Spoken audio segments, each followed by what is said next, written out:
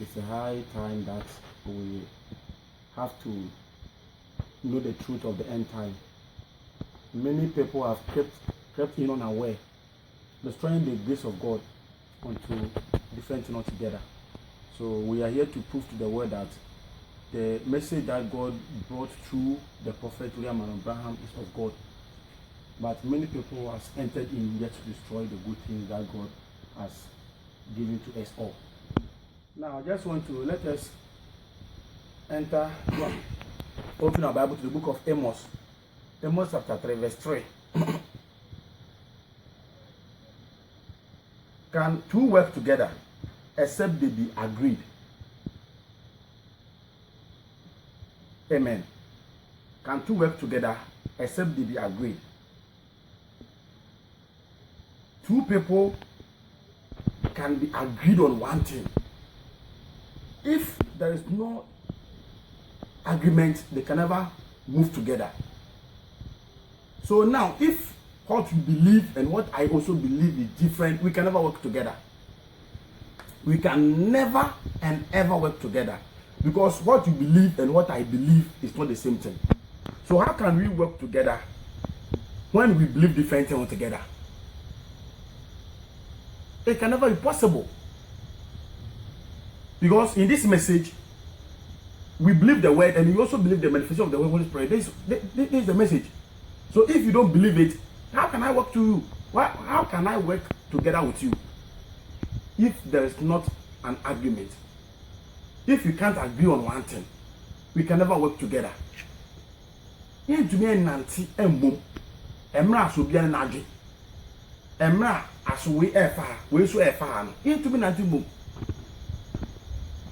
drum.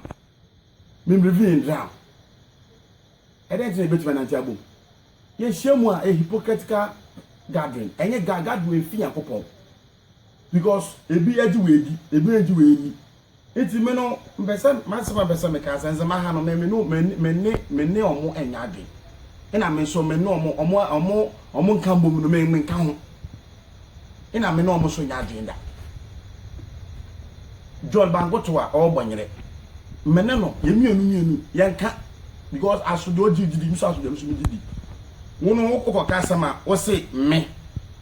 Meno, me, Abraham. Now, on John, who said not Jane, you on only Yasa, or Passia. As I say, who say a member Abraham, as an Abraham or a young couple. But Abraham and Bilvino.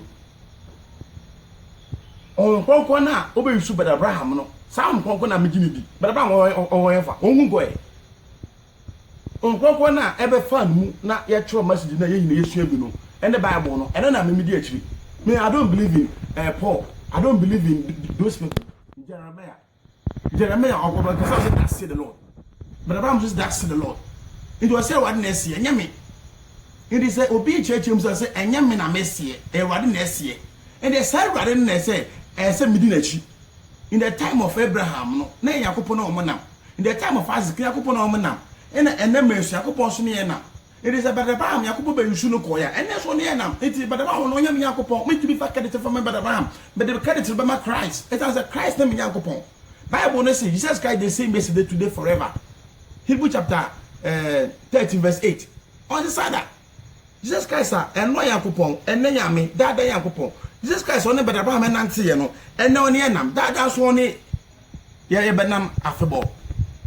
And it is a catch him say. Meno menji badaba mindia na mi hu adwen obi bi o kasa asamo na je sane pa kono na akie no anyejima nimbaru mandro obogata na waka o problem esa say untumi enkesa rubbish a say menji badaba mindinti di mo me yusu me wo bango to meno mi onu de na di mo yusu wo a friend manu no ebo omu a na hu de onware omu a la show kura ko ware ba kono. Oh, me say me dimo yusu me no me no na dimo yusu no. O wani bre boya asoro mu abortion. Mo fa no kwa. Ahwi mo fa no kwa. Enam say mo yo we prove at himself. You bonyere ayi John Bangoto, you are occultism. We are occultism. wo yo bi a wo yo courtism leader pa wo mfinyame umfinya kopon kora se oka chem se Brother Abraham nti Brother Abraham din bia en dia wo no wo yo courtism unchinya minni sa abonyere message na ewo ho no efinya kopon omo nyina ya anda awo wanda courtism omo de anidie no e de ma Brother Abraham eja Christ no Brother Abraham o yefa but Christ is still living say wo be fama chi atwatwa machi aye akeka kan de mankasa mo pe say demon na yusu me wo bla John emra eyi Samson esma de bia Daniel issue no ba me nchen na wo ba betete information de bia na otumoto na wa frame me na wo ba me nchen na wo ba ni hina na wo ba betete information o yakoma Samson emma Samson etias no wo me say me mututu kwan na mututu kwan kwa fa maka je o say me no Brother Samson me ni na se me de me ho when was the last time who mo meet ase ever since 2015 who me biem ade na munja ma me ho ntweme sabosu me yusumi amuso mo fam yakopon how can we work together boy John Makoto how can we work together mo no ma fam kwa so fam kwa munja me ade radio so Brother Abraham message mo kan biem de Samson num asem na mo fa wo John ka wo telefon po esi message Brother Samson num asem na wo fa woni comment na ma bomu enyafo mienu tisamo ma bomu ina mo ba be fight against me na mo boa me samara am so ba rise mo na mienu ye be sie be gina so saa until said ye obebre because wo John mi suro John ba go to mi suro comment aso da jeza ono me so mi suro it is a ubi anu bia so mebi ma no me de ma sam ba esa se mo no mu nyam suro be eni mu o comment wo ho ya woni ayi Juliet ene ne ma momo ebegu wa asoro mu enye wo no na mo confusion mu esa mo fa kwan bi so abese nie ma wa fasni ha ena wo soma wo junior brother say o menye investigations wa mi odi machi e be china tu won so ya chini tu mu onu Juliet na chini tu mu say nya me na me ko fa obi na obere school na aka no refa mujori a mo sori na mo say mi di mo e fa me na mo no mbo wo so saa ya say ba kukrapo o be sori na say o ba be fight me and am say Daniel dey no o fight ya wo yes saa man kesanti bele de timi an e ba so no o kam wasem saa o humi na odwane saa ni na mo yi mark yaso ni namu and now na all the information say ba onam ha na oba give informations so no mark ya na me so na kasa me hwe na kasa afimi hunu na me yema aka mesian visa ni me nu wo jo na kasa na me pesa visa yesia wo ye be ma mso ye be ma na ye kasa ade na de wo hu members a wo ka de ye nkora na wo ye how can you work together me say more organization me kwa da so ba maka say Brasams be do no me na entia o ja me so Brasams no na be bi o no me ko because me hu say papa no nsu yakop wow ni say na usi wa mane ni say na usi events are made clear by prophecy. It was preached in 1965. Paragraph 45. But now I'm afraid this is a hard mark to make. Some of these days I will be shot for it. But remember this, that the churches are being bewitched by this ecumenical council. He is taking you right into it to say you are the same group. You are not the same group. Come out from that stuff to be separated. Certainly it is true. We are to keep away from that stuff as far as you can from it. Balaam said, our children married together because after all, we believe the same God. Balaam do come on. Balaam say, and I'm saying na ye nuanum tie tumi ware ebom. Ya ware bom ye me makwara tumi enko ware akwara ebide obi obonyere and I say some message na mo say we are for the word no makwara tumi ko ware ho. And I'm also makwara tumi ware ha. Many women, there's a vast difference. There's a vast difference. Just like from the west to the east or to the north to the south. It's many women, I am caught, not many more caught that. Me protect me say my stress me protect against him. I'm protesting against you people. It's I there me no my every pa. Jamai say ma so for mo ye. Ani bra wo mo ho. En twa wo mo ho. Wo dwo na wa be ka se bi atome so a me akasa wo an frɛ me. On frɛ me so wo frɛ me. Ese wo ka se wo frɛ me fa se mi suro. Apu misro do ba ko na o ka se me yoba me nyoba me misro an ka me ba mbetiko ebedi mi duako me misro ba ko ambo but you to me and go together belam say oh everyday na e ba ko me waru bom e wanna use that for your mistake e ko na me mistake and you did the same mistake today obi also on nkronkron say o me yadima no na o ji asam no ko asam no even abasam ko opichi just cash ko abasam na so opichi Jesus Christ mreso Satan ebepichi here. Matthew 4. Satan so preach here. Also it is written. Also it is written. Also kai. Minia. Ade ame ye nese money now. Money down papa. Money down go for check. Na ujo kra wo message na unde tima. Wo do no ba be mame. Ujo wo message na unde tima. Kada wo message ka mare fefa ba. E ka say out do awo. To me tana do out. It's a catch it. You have never changed. You have never changed. You are still what you are. Zule be here. Nothing. You have never changed. You are still what you are. But I could come back to I am not one am ke ba ko mu de want to agony. How can you work with God unless you agree with his word? How can you agree or so forth to it? You are ordained not to do it or commanded not to do it. You are not to do it. There is no way of doing it, brother, sister. You can't mix that living with the unliving. Oil and water will not mix. Oil and water will not mix. And go and ensure what the bomber and ye dark. Darkness and light will not mix.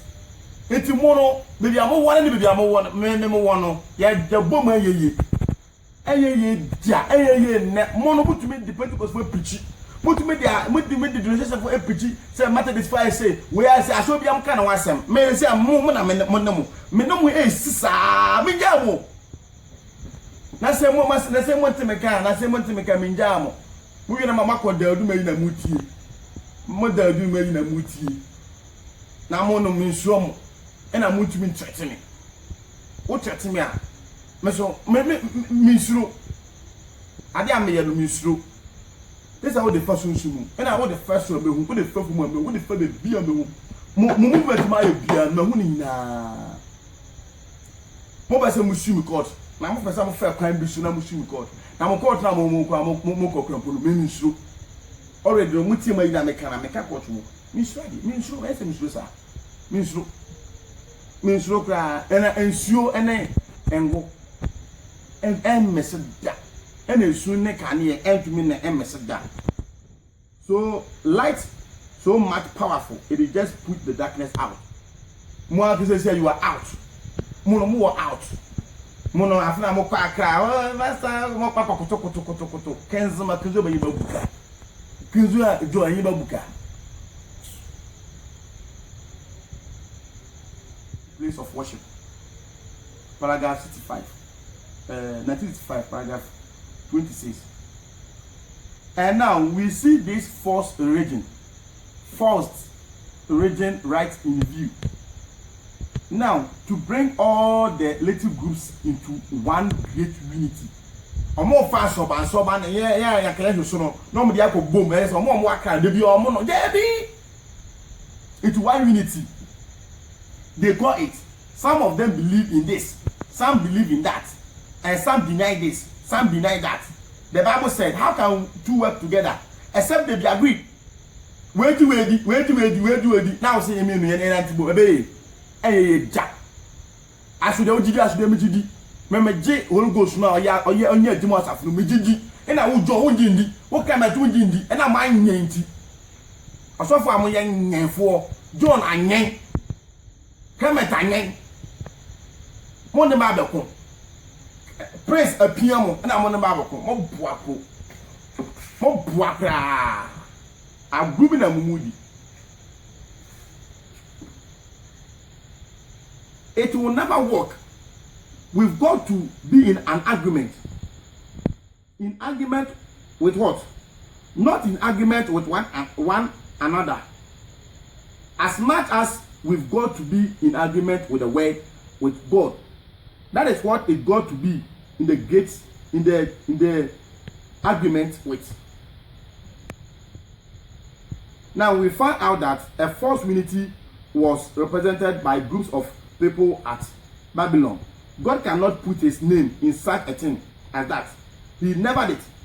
He never did. Never. And he never will. Though they tried, they put their name into it, but his name into it. But it is not so. We must find where he put his name, for it is the place and the only place that he has provided for the Christians to come and believing children and worship him in this place. What would this place be now? So we can never, as we are doing, we can never work together. You are denying this. Emma Samson tells no, what quality all goes to the Samson was no home a yajima. Oh, pretty. Unity Emma and Tim Gas will be able to be. Unity Emma and Tim Gas, because I don't Say pocket cow, Sao Pull and Sao organization, Sao Potter's mom. Let me echo of a fast that. Echo of a neck of a china. It's mono, I'll give them moody. Oh, my, was so I'm so I can't so back. Some of the Muja put the China Moka may come with Yati. Timunayadia, Ministru, said Miss Roka can make daddy in 69. It was preaching at 84. I've got a good friend out there that is preaching that message. A Pentecostal out telling people, trying to unite the church together, saying that we must come into this ecumenical move. Why? Some in them, the Church of Christ, many of these denominations that don't even believe in the virgin's birth and all these different things, and they all belong to that. How can two work together unless they be agreed? Then you said amen to that. I wonder about this now. Then how can a man say that he is a Christian and filled with the Holy Ghost and deny that word is the same as today and forever? The Holy Ghost is in you who persuades that word, every word, amen and amen. Then when the word says anything and you say that is true, amen. Of course, you are agreed with the word. You are agreed with God. You and God are one. God is in you. You are his son or his daughter. Makes you a Messiah for him. The anointed word living out in you. The answer now can't say we better say man, I won't give you. Now where am I? Who are you just saw about the who is Juliet? On the crew John.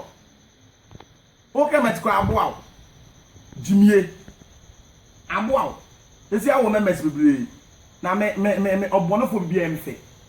Obono for Winya, and Yamafe. And your form where you are so MFA. Message you, your problem is a womb. Remember, put a second some. I had the Medjai. Mean giant, mean China. And I'm not fed up. Then we can never work together. Men may come in the Namoy. Who don't know better what that boy and I better what you make sorry. Or branch you ever. Passia. Won't you me evangelism come for everybody to go and spread it. Now, what that when you want to chimney in a portion in a moye. What's what them not make actual? A portion a moye. A master number, some woolly gonna come with a tamine. uli de no kwa we adwaman o de wa no ba be man uli de no kwa o John Bangoto we adwaman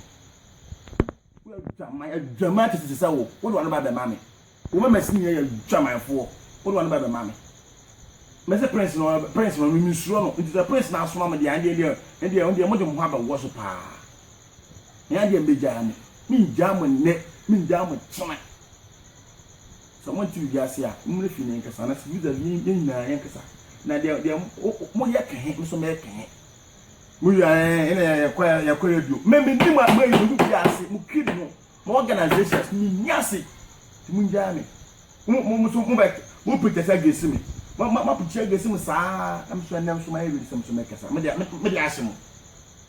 ashimo me kokode be kasa me kokode ne kokota be kasa mfamo kokot na mo de mo kwa mekasa misuro mo how can we two work together mo ba se mo si won konkona di ma ne ye na kwan na de se mo ya kwan aye niema bi a mo pe mo ya kwan aye mo ma asem ni mo mam asem me no that is your church that is for you what last time I was mekasa mo baby makasa mo sa mekasa da but this time I say me rising I say me sorry is ma mo ye ni mie na eni miye ba kopo de bia na ye be nkwara wo kofo ani enye ye da o me sorry ya for message no ena message no mi hu zenzema dey different from Accra dey different from northern region Ghana hina ye message ba ko e kokodi we message ba ko you travel to everywhere message ba ko na ma do mi film mu na mo to mi aden atete nya manie mi hina ye mbra no beti na obem na omam information sisi anu bra na me problem dia bi na wo yo bebre pa na e de ba protest nko a me be pichi ayi so but eya we mu eya omo ye kwase ye say protest against omo ya mo inshira mo